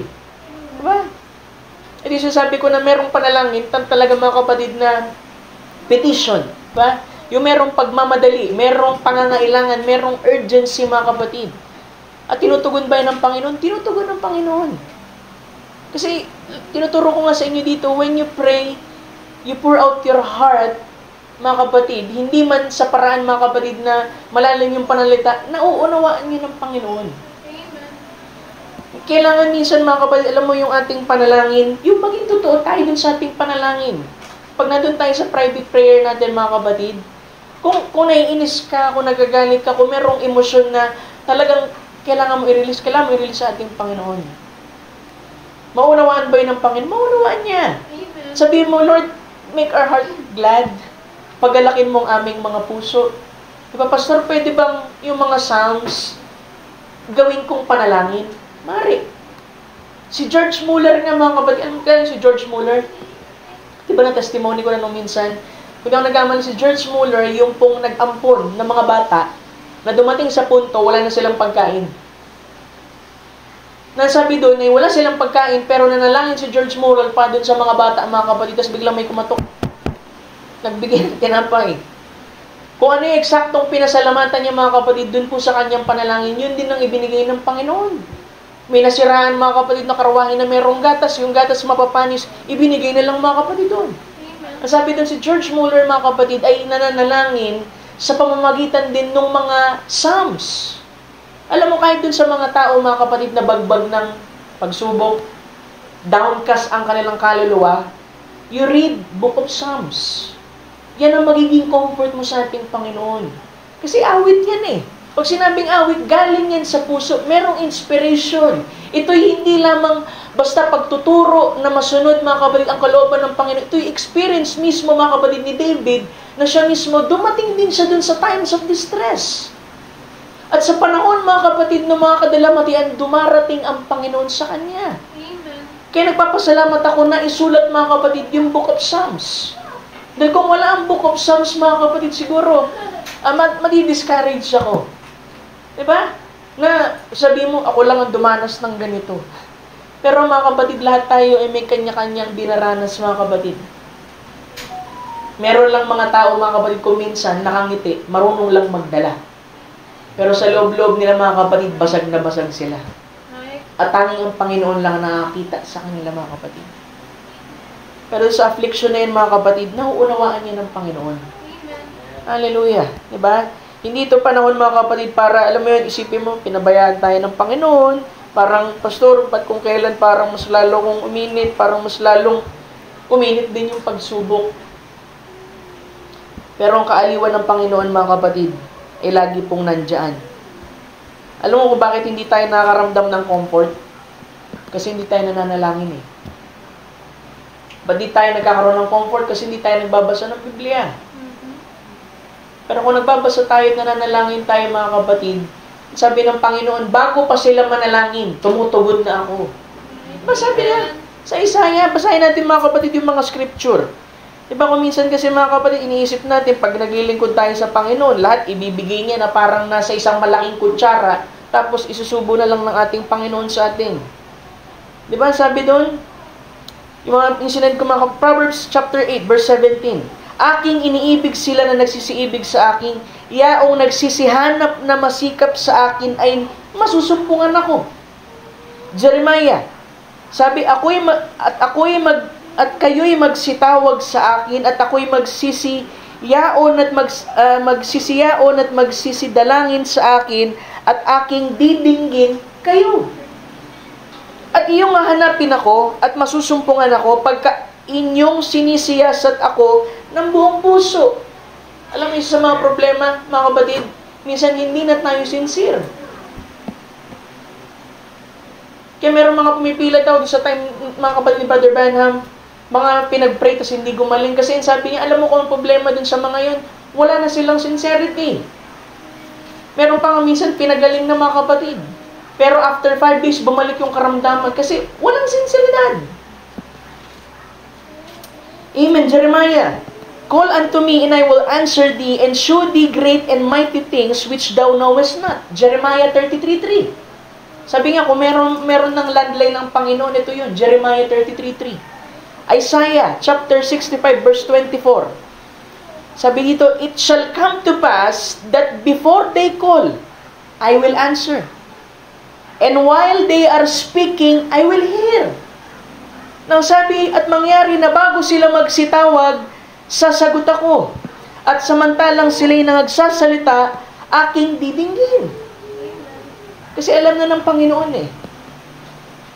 Psalms 34, verse 10. Ang mga batang leon ay kinakapos at nagtitiis ng gutom. Diba? Sabi niya, yung mga leon, meron na papabayaan.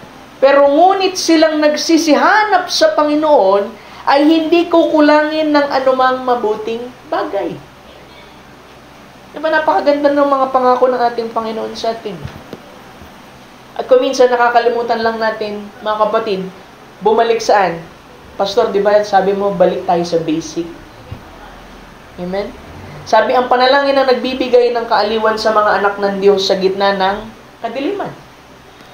Ang mga pagsubok na pinabanal ng Espiritu Santo ay nag-aanyaya sa atin na alalahanin ang mga pangako ng Diyos na siyang nagpapalakas ng ating pananampalataya at umaakay sa atin sa panalangin. Dinirinig niya at sinasagot ng Diyos ang ating mga panalangin. Ito ang ikot ng pananampalataya para sa mga taong nasubukan na. Sabi yan daw yung chain ng tried experience na isang mananampalataya sa ating Panginoon. Amen. Di ba yung pattern? Merong trials. Magbubunsod yan mga kapatid na tumingin dun sa pangako ng Diyos. At pagtingin mo dun sa pangako, yung pananampalataya mga kapatid ay nabubuhay. Di ba sabi? Yung aking kaaliwan sa aking kadalamatian na yung iyong salita. At nabubuhay yung pananampalataya at yung pananampalataya magbubunsod sa iyo para manalangin sa ating Panginoon. Kaya nga mga kapatid, habang tayo'y nakakaranas ng paghihirap at nananatili sa mga pangako ng Diyos, agad nating gamitin ang pananampalataya at manalangin sa Diyos sapagkat ang Diyos ay laging tumutugon sa mga nagsisihanap sa Kanya. Amen. Alam siya may sabi niyan? Charles Spurgeon. Si Charles Spurgeon, isa yan sa mga writings, mga kapatid na binabasa ni Brother Branham. Sino yung mga binabasa niya? Sila Knox, sila Moody, sila Finney, Jonathan Edwards, Spurgeon. Alam mo si Spurgeon, mga kapatid, isang pastor. Alam mo anong edad siya nagpastor? Age of 21. At dun sa kanilang church, mga kapatid, na 10,000 lang ang kayang capacity, umaabot mga kapatid ng 14,000 para lamang mga kapatid mapakinggan ang preaching mga kapatid ni Spurgeon. At dumating sa punto mga kapatid, habang nangangaral siya, may sumigaw, sunog. Nagkaroon ng stampede at meron 7 tao, 7 o 3 na namatay. Alam mo ba, discourage na siya mag-preach. Dahil doon lang sa mga tao mga kapatid, marahil siguro nainggit dun sa ministry niya. Kaya mga kapatid, after a week mga kapatid, ibinuhos niya mga kapatid yung pong patungkol dun sa nangyari. Pero sabi niya, hindi ito magiging dahilan para tumigil ako sa pangangaral. Pero alam mo mga kapatid, pag tinignan mo yung buhay ni Spurgeon, isa rin siya mga kapatid, na mananampalataya, na alam mo ba meron depression? Ang sabi pa nga ng scripture, kung di ako nagkamali, basahin ko isang scripture mga kapatid, sa Psalm din, regarding mga kapatid sa affliction, para maging tama yung ating tingin dito. Dito ulit mga kapatid sa Book of Psalms. Amen.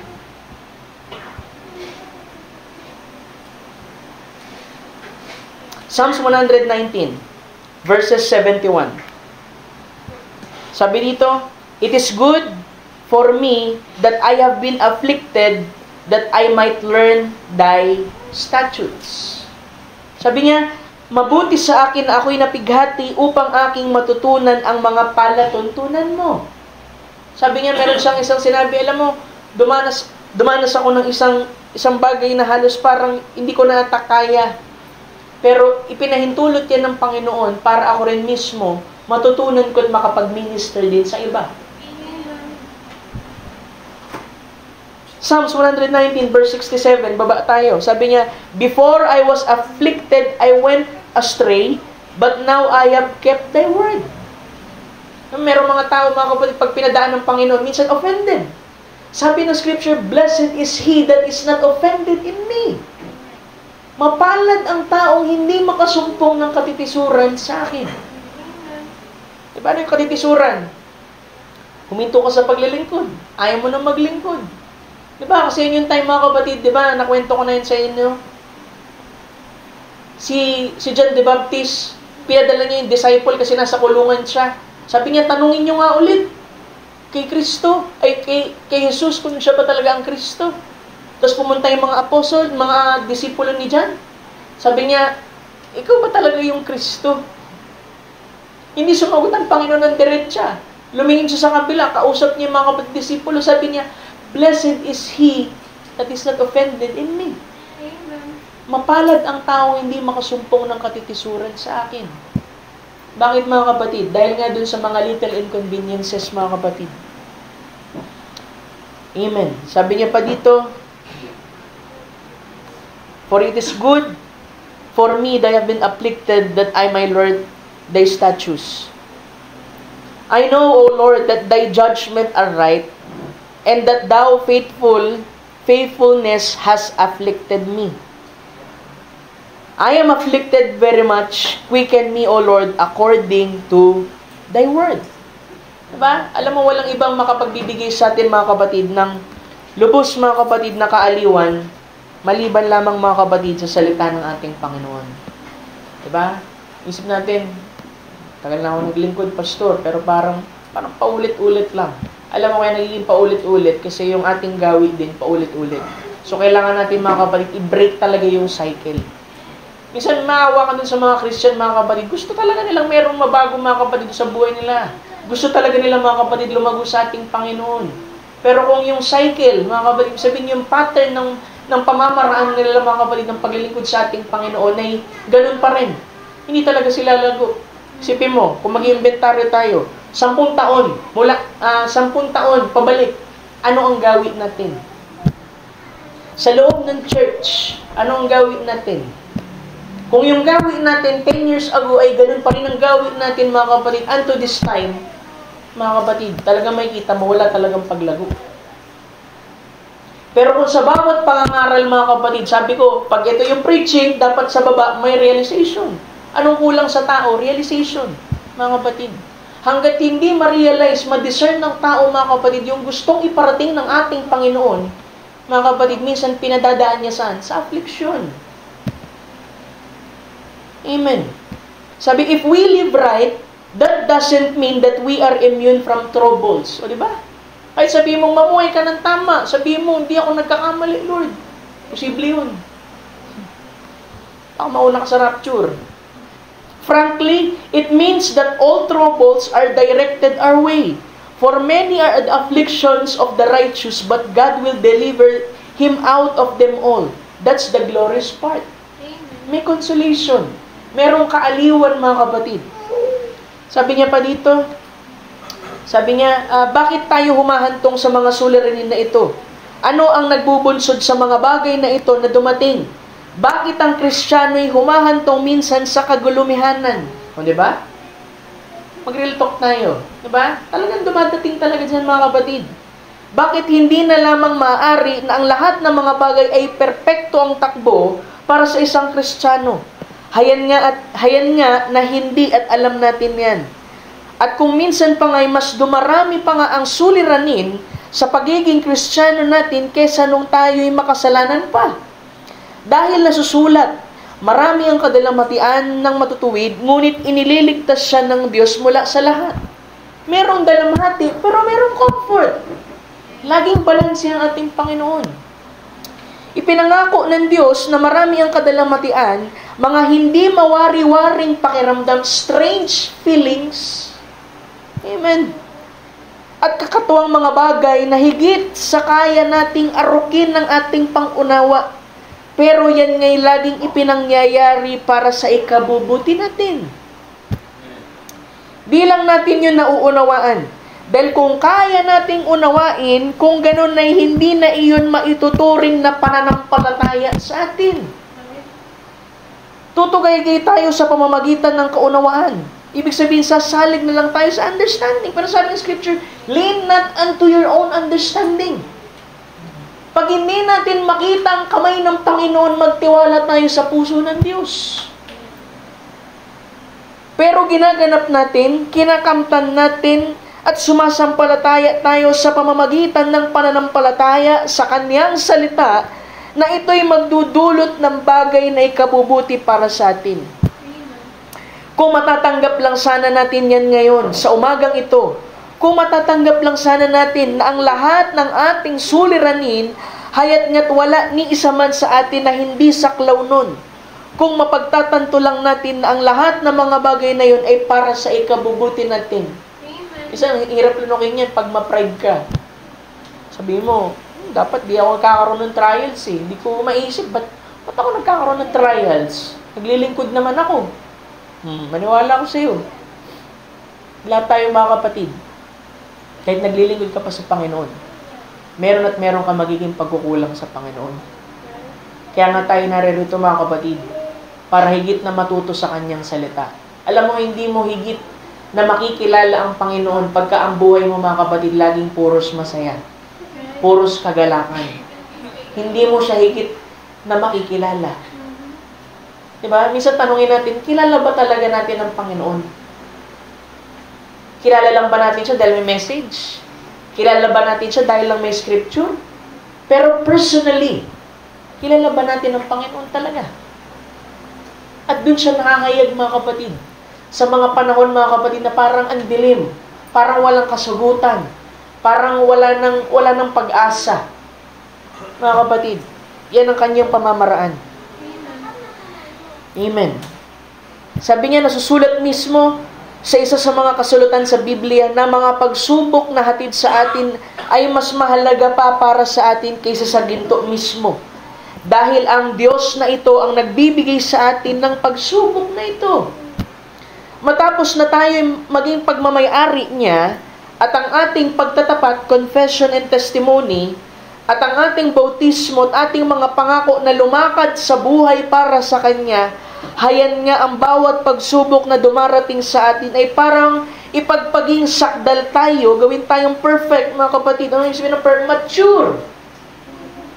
Yung perfect, hindi ibig sabihin hindi ka nagkakamali. Ang ibig sabihin ng perfect, mature. Pag mature, alam mo na kung paano mo kayang i-handle mga kapatid yung mga bagay. Amen. Sabi niya, ito para sa isang dako, para maging sakdal tayo para sa Kanyang kaluwalhatian. Ito'y para dalhin tayo sa isang dako kung saan magagawa ng Diyos na ipagpaging mas realidad pa ang Kanyang sarili sa atin kaysa sa mga heto bago pa dumating ang mga pagsubok. Diba? Ano ibig mo sabihin, Pastor? Yung mga pagsubok ay pagpapaging realidad ng Kanyang sarili bago pa dumating yung trials. Mas nagiging totoo ang Panginoon sa atin sa mga panahon na mahirap, mga kapatid, yung pagkakataon. Mas doon mo siya napapatunayan. Hindi lamang doon sa puros papuri, puros pasasalamat, puros mga katagumpayan. Kasi madaling maging masaya, mga kapatid, sa mga baging yun. Hindi mo na kailangan piliting maging masaya kung puro mga masasayang bagay. Automatic yun eh. Pero yung maging masaya ka sa ilalim ng isang pagsubok na alam mong ang Panginoon ang nasa ilalim nito, mga kapatid. Isang hiwaga yan, mga kapatid, na nabuksan, mga kapatid, bila ikaw ay naglilingkod sa ating Panginoon. Amen. Hindi lahat ay kayang maging masaya, mga kapatid. Pastor, hindi madaling maging masaya. Hindi madali. Pero kung ang kanyang kaaliwan ay bumaba sa puso mo, mga kapatid, magagawa mong may taas ang kamay mo at magpuri sa ating Panginoon. Amen. Sabi niya, mas ipaging realidad ng kanyang sarili sa atin kaysa nung heto siya bago dumating ang pagsubok. Nais kong makiisa kay Job sa umagang ito na sabihin na mahaba-haba na ang tinugaygay ko sa buhay na ito para malaman yan ay katotohanan. Nakita ko mismo yan sa sarili kong buhay, na sa tuwing may malaking sitwasyon na lumilitaw na hindi ko kayang iwasan o lampasan, sa ilalim man, sa ibabaw man, hayat ang Diyos ay gumagawa ng daan at ang kinalalabasan ay maluwalhati. Iniisip ko nga na kung paanong nagagawa ng kanyang biyaya ito, pero nagagawa nga niya. Amen. Hallelujah. At tandaan nyo, sa lahat ng mga bagay na ito, sinisikap ni Satanas na takutin tayo at pasamain ang loob natin para maisip natin, bakit nangyayari? Bakit di na lang naman ganito? Laging ang kaaway, ina-upset tayo. Pero huwag kang tumingin sa sintomas. Huwag kang tumingin sa sirkumstansya. Tumingin ka, mga kapatid, sa pangako ng Panginoon. Tumingin ka doon. Walang higit na kaaliwan maliban sa pangako ng ating Panginoon. Amen. Huling quote, mga kapatid, bago ako magtapos. Dito sa message ng Smyrna Church Age. Kung di ako nagkamali, Smyrna Church Age, ito yung age, mga kapatid, na yung mere. Puros kapaitan. Ba? Kung makapag-part ako dito, mga kapatid, loobin ng Panginoon. Sabi niya dito, kung hahanapin ninyo sa table, sabi niya, the cloudy skies and storms of life. The cloudy skies and storms of life. Sabi niya dito, the cloudy skies and storms of life are no signs of God's disapproval. Sabi doon, hindi ang mga maaliwalas na kalangitan at kalmadong tubig ay tanda ng pag-ibig at pangsang-ayon. When isip natin, pagka ang buhay maayos, magaan, inisip natin, nandun ang pabor ng Panginoon. May mga pagkakataon talaga, mga kapatid, pero hindi lahat. Kasi kung doon lang natin ibabase, sasabihin natin, kahit yung mga wicked na gumagawa ng masama, at mayaman sila't lahat, ang Panginoon ay nasa kanila. Kasi sagana sila. Pero sabi, hindi ang maaliwalas na kalangitan at kalmadong tubig ang tanda ng kanyang pag-ibig at pangsang-ayon. Hindi yun ang sign, mga kapatid, ng favor ng Panginoon. Ang kanyang pagsang-ayon sa alinman sa atin ay nasa kanyang minamahal lamang. Diba? Amen. Sabi niya ay yung tanda ng pag-ibig at pabor ng Panginoon ay nandun lamang sa kanyang mga minamahal. Sino yung mga minamahal niya? Sabi ko kanina, paano mo kami inibig, Panginoon? Yung kanyang mga pinili. Yung kanyang mga tinawag, mga kapatid. Sabi niya, ang kanyang pag-ibig ay isang pagpili na taglay niya para sa atin bago pa manalikha ang sanlibutan. Sabi doon, yung kanyang pag-ibig ay elective love.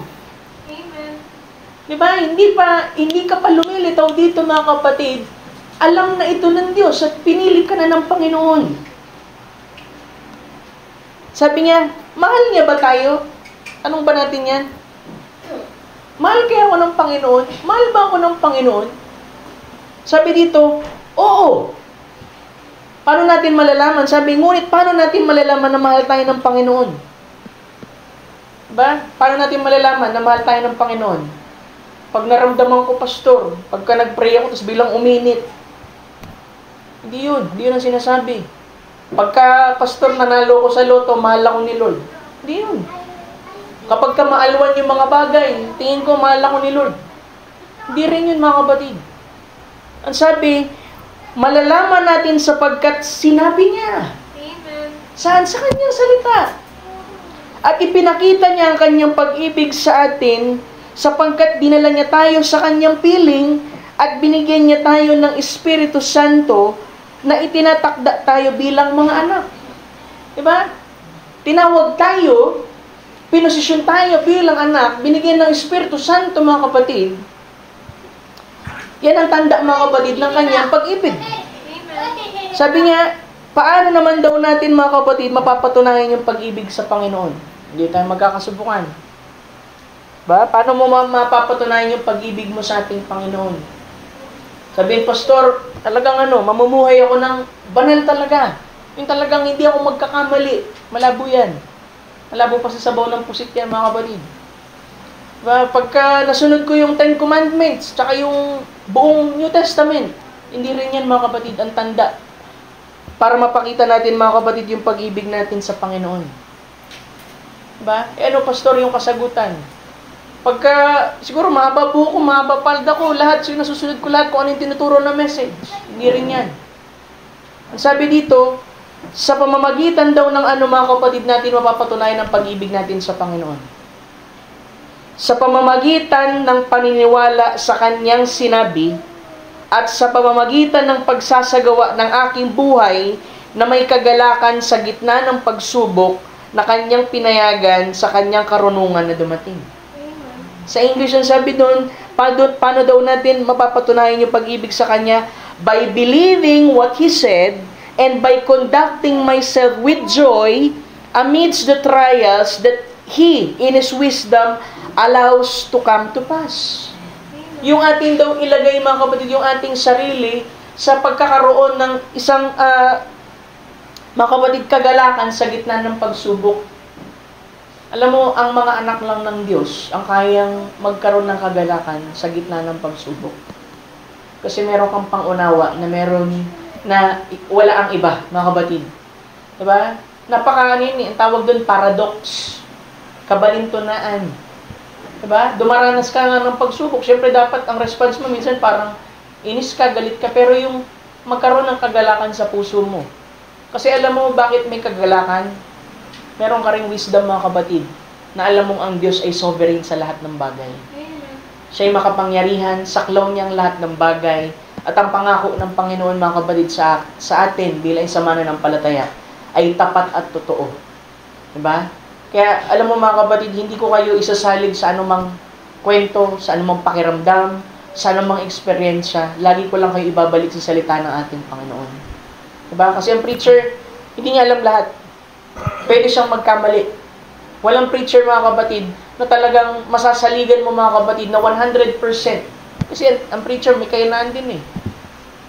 Pero sa salita ng ating Panginoon, kung saan ko kayo ibinabalik, doon nyo kunin, mga kapatid, ang kaaliwan, mga kapatid, na nanggagaling sa ating Panginoon. Amen. Diba? Huwag mo isipin dahil lang hindi pumapabor sa iyo mga bagay, hindi ka mahal ng Panginoon. Hindi yun sign, mga kapatid, ng disapproval niya. Ang tanda ng kanyang pag-ibig, dahil sinabi niya, mga kapatid, na mahal niya tayo. Di ba sabi Scripture? He loved us first. Tayo'y umiibig sa Kanya pagkat siyang unang umibig sa atin. Dahil hindi natin mararanasan o magagawang umibig kung wala mismo yung Diyos ng pag-ibig, mga kapatid, sa atin. Isa sa mga bagay na hilingin natin habang nagpapatuloy tayo sa ating Panginoon. Hindi lamang basta maalaman yung doktrina ng message. Hindi lamang basta maka 100% tayo, mga kapatid, ng attendance, mga kapatid. Hindi lamang basta nasunod natin kung ano yung tinuturo. Kundi, mga kapatid, higit, hilingin natin sa ating Panginoon na yung pag-ibig ng Panginoon ay makapanatili sa atin. Kasi kung nandyan ang pag-ibig ng Panginoon sa atin, mas madali, mga kapatid, na maisuko ang buhay na ito. Diba? Kasi merong magtutulak sa iyo eh. Merong magtutulak sa iyo, mga kapatid, para ibigay ang buhay na ito. Kaya sa mga kabataan, mga kapatid, diba? Alam ko may mga afflictions din kayo. Diba? Sabi ko nga dito, minsan may mga tao, mga kapatid, bata pa lang, may wounded spirit na. Alam mo sino magpapagaling lang dyan? Ang Panginoon. Amen. Yung mga wounded spirit, yung mga traumatic experiences ninyo ng pagkabata, walang psychologist, ang gagawin ng psychologist tsaka psychiatrist, ibabaon lang yung experiences ninyo sa subconscious ninyo. Pero pag meron nangyari na naman na isang bagay sa buhay mo, matitrigger yun, mga kapatid. At babalik ka uli, mga kapatid, dun sa dati mong gawin. Kaya kailangan mong hilingin sa ating Panginoon, pahilumin ng Panginoon yung Espiritong yun, mga kapatid. Diba? Kaya nga, sasabi ko sa inyo dito, lagi ko sinasabi yan, mga kapatid. Pag may mga pagkakataon, mga kapatid, na ang pastor nakikipag-usap sa tupa, napakalaking kagalakan sa akin yan, mga kapatid. Kasi hindi lamang, kasi yung pagiging pastor, di lang naman yan sa pangangaral, mga kapatid. Alam mo bang higit, mga kapatid, yan sa pakikipag-usap, pakikipag-commune, counsel, mga kapatid. Pastor, pahingi ng panalangin. Pastor, may problema, ang ganito, pastor. Diba? Huwag nyo isipin na dami ng problema si pastor. Alam niyo, mga kapatid, totoo naman din. Marami problema rin yung pastor. Diba? Personal yung buhay, pamilya niya, yung church, at lahat. Pero mga kapatid, shepherd lang kami. Diba? Meron chief shepherd, mga kapatid, na bahala din dun sa shepherd na kung ano yung mga pangangailangan, mga kapatid, at suliranin, ang Panginoon ang bahala, mga kapatid. Amen. Diba? Kaya, lagi kong sinasabi dito, mga kapatid, nawa maging bukas ang puso ninyo na magsabi, mga kapatid. Diba? Di man ako makapag tawag dito sa pamamaraan ng pananalapi, mga kapatid. Pero, lagi po kayo, mga kapatid, na ituturo at babalik lang sa ating Panginoon. Diba? Panalangin, yung pagkausap, mga kapatid. Kung meron man ako mga pagkukulang, diba? Mga pagkukulang, paumanhin, patawarin niyo rin ako, mga kapatid. At nawa, mas maging malinaw sa atin, mga kapatid, yung paglilingkod na ito, na yes, may mga afflictions, mga kapatid. Pero ang comfort ng Panginoon ay lagi pong nandyan, mga kapatid. Huwag tayong mawawalan ng pag-asa. Huwag tayong, mga kapatid, na tumalikod sa ating Panginoon. Kundi, kapag mas lalo, mga kapatid, na mainit yung pakikibaka, mas lalo nating ibawon yung ating mga tuwid sa Kanya. At ang Diyos ay patuloy na tutugon, mga kapatid, anuman ang ating mga pangangailangan. So, we pray na sa maikling pagbabahagi na ito, mga kapatid, ay makapag-abot din ng kaaliwan sa inyo. Diba?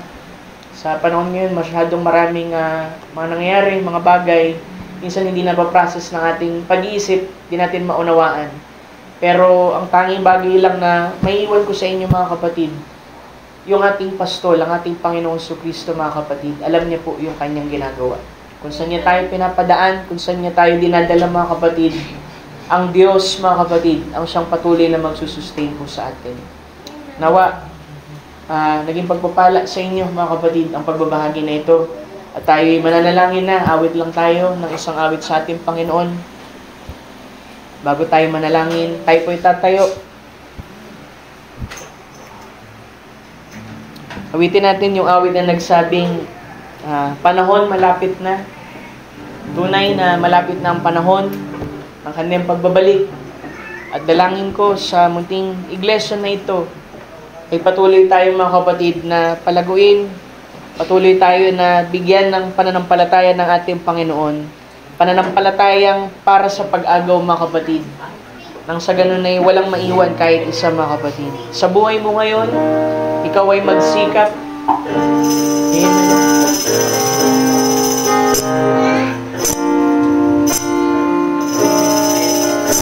Sa buhay mo ngayon, ikaw ay magsikap. Amen.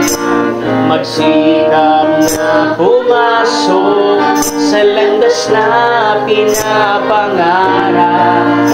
Ngunit iyong pagkaisipin na ikaw ba'y handang salubungin siya. Gusto ni Jesus ay makasama sa buhay mo ngayon, minsan pa. Sa buhay mo ngayon, ikaw ay magsikap. Yes, magsikap na pumasok sa landas na pinapangarap. Ngunit iyong pagkaisipin na ikaw ba'y handang salubungin siya. Gusto ni Jesus ay makasama ka.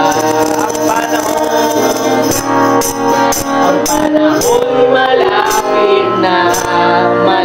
malapit ng pagdating niya.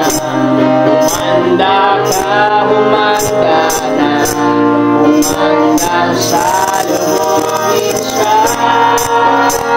Ikaw ako, tayong lahat magkakasama.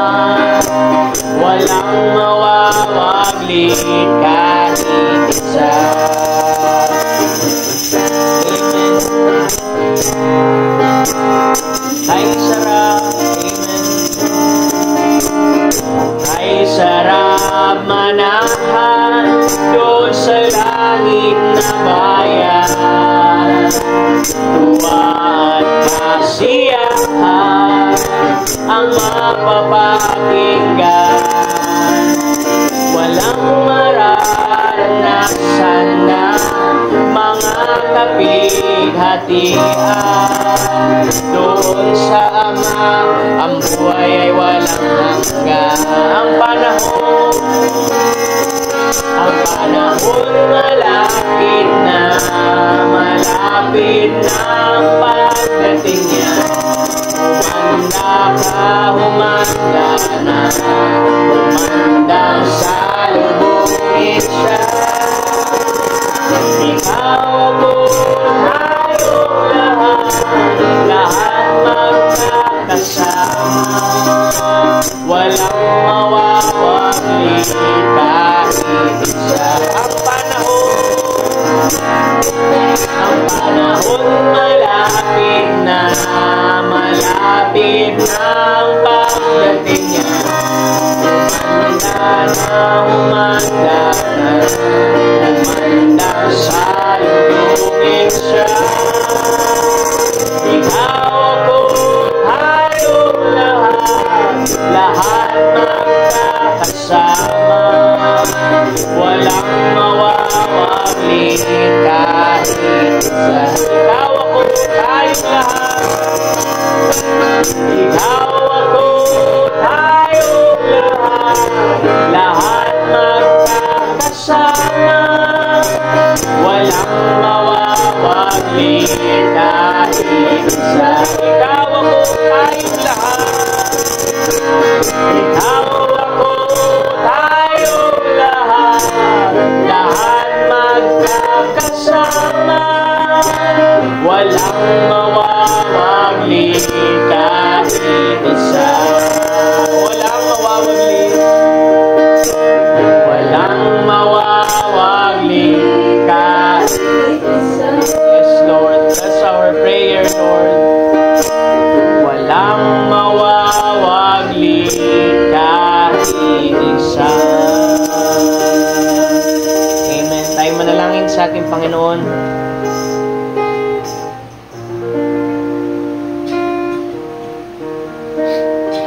Dear Lord Jesus, once again, Lord, maraming salamat po sa umagang ito, sa tanghaling ito, O Diyos, na binigay mo sa amin sa munting pagpapaalala, Lord, sa iyong salita, Lord. Paano si Moses, Lord, nanalangin, may kasglad. Lord, hindi namin dalangin, Panginoon. Pagalakin mo ang aming mga puso. Sa anuman ang kalagayan ng buhay na ito, Panginoon, ito'y katumbas, Panginoon, ng pagsasabi na bigyan mo kami ng kaaliwan sa gitna ng kadalamhatian. Lord, Ikaw ang tunay na nakakaalam, Panginoon, sa kalagayan ng buhay ng iyong mga anak. Ikaw ang nakakaalam sa madilim na bahagi ng kanilang buhay, sa panahon ng pakikibaka, mga panahon ng panghihina, Panginoon. Dalangin ko, Lord, ng mensaheng ito, O Diyos, ay magsilbing bantayog ng kanilang pananampalataya sa iyo, Panginoon. Na anuman ang kalagayan nila, Ama, laging ang kaaliwan ay nandiyan, Panginoon. Kung kaya't, Lord, Ikaw mismo sa anyo ng Espiritu Santo itinawag mong iyong sarili bilang mga aliw. Dahil alam mo, Lord, na sa mundong ito, O Diyos, marami kaming kadalamhatian na dadaanan, marami kaming may experience ang hindi namin hindi namin mapag-unawan ang aming sariling pag-iisip. But Lord, nagpapasalamat kami Dahil hindi mo ibinigay, Panginoon, ng pangunawa, kundi ibinigay mo sa amin na yung paniniwala, ang pananampalataya. Na ito, Lord, ang susi, Lord, sa lahat ng iyong mga pangako. Kaya, Lord, dalangin ko, kung paanong sinabi ni Moses to, Panginoon, pagalakin mo ang aming puso. Ibalik mo, O Diyos, ang kagalakan ng aming kaligtasan sa iyo, Ama. Puspusin mo kami, Lord, ng iyong Espiritu Santo, ng iyong pag-ibig. Itali mo, Lord, ang iyong Espiritu, Panginoon, sa aming mga puso't kaluluwa, Lord. Ibunsod mo, Lord, ang pag-ibig mo, Lord, ang siyang maging dahilan ng aming pagsunod, dahilan ng aming paglilingkod, na aming napag-unawa ng pag-ibig mo, O Diyos, sa amin, na hindi dahil mabuti kami, hindi dahil karapat-dapat kami, kundi inibig mo kami ayon, Lord, sa iyong pagkapili, na hindi pa natatatag, Lord, ang patibayan ng sanlibutan. Nandyan ang pag-ibig mo, yung walang hanggang karunungan, Panginoon, na siyang nakakita ng unahan, gitna at dulo ng aming buhay. Lord, dinadalangin ko mga dumaranas, Panginoon, ng mga inconveniences, Lord, sa buhay. Mga kadalamhatian, Lord, na halos hindi na kaya, Panginoon, ng aming pag-iisip. Mga panahon, Lord, ng kakulangan, Lord, sa aming buhay. Ikaw ang Diyos na laging nagpupuno sa bawat espasyo, Lord, ng buhay na ito. Kaya dalangin ko na bumaba ka, Panginoon, at puntahan mo, O Diyos, ang iyong mga anak. Punuin mo ang bawat uhaw. Punuin mo ang bawat, Lord, humihingi, Panginoon, ng kaaliwan sa iyo. Huwag mong pabayaan, Lord, ang munting iglesia na ito, Ama. Kundi tulungan mo, Lord, ang bawat isa. Minsan mo nang pinatunayan ng iyong sarili sa amin. Minsan ka nang nag-provide. Minsan ka nang nagpagaling. At kung kami hihingi, Lord, sa kaparehong pangangailangan, alam namin hindi kami mabibigo, Panginoon. Dahil hindi ka nagbabagong Diyos.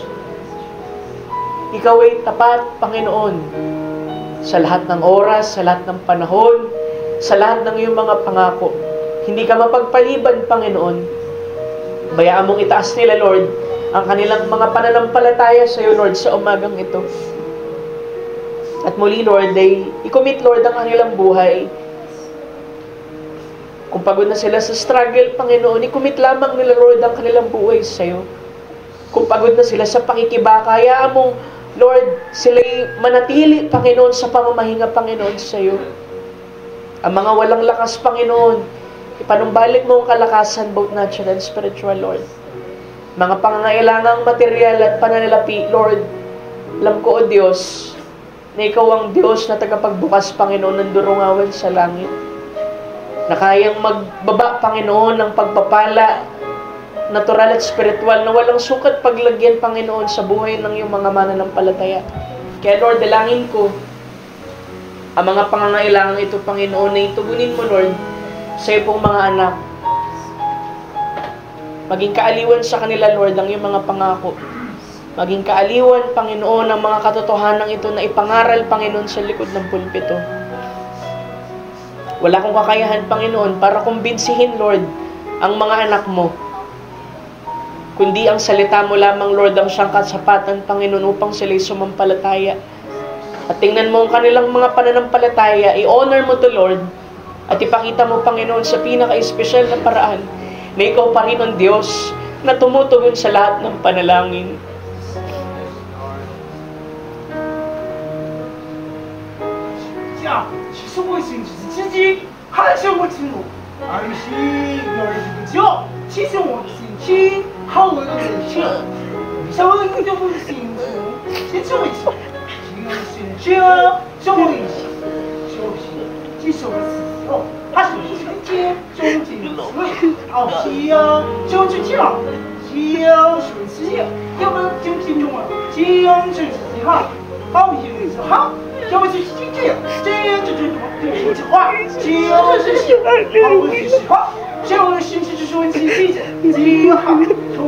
Hallelujah!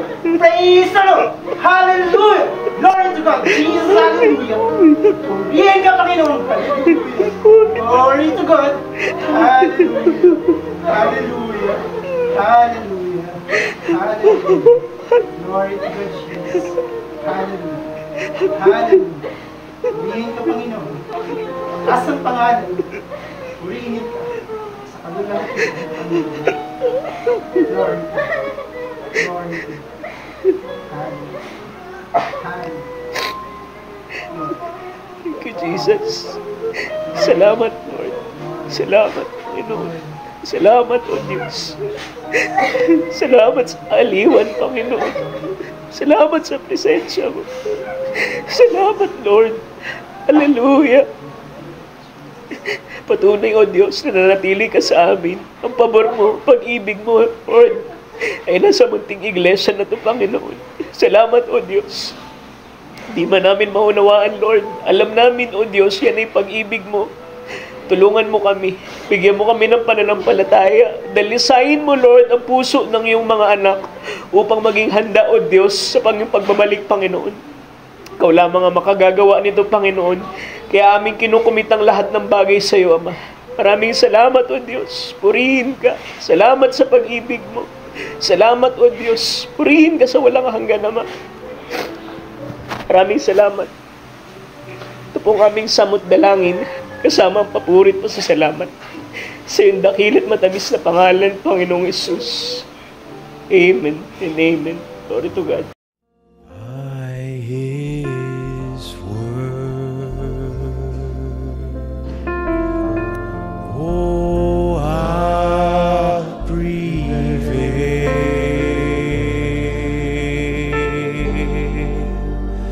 By His word, I'll never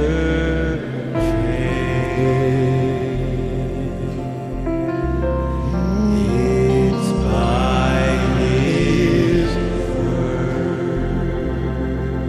All over. I'll overcome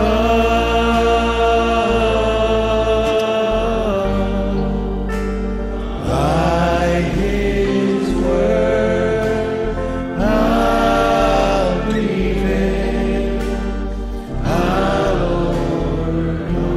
Can we sing it again and just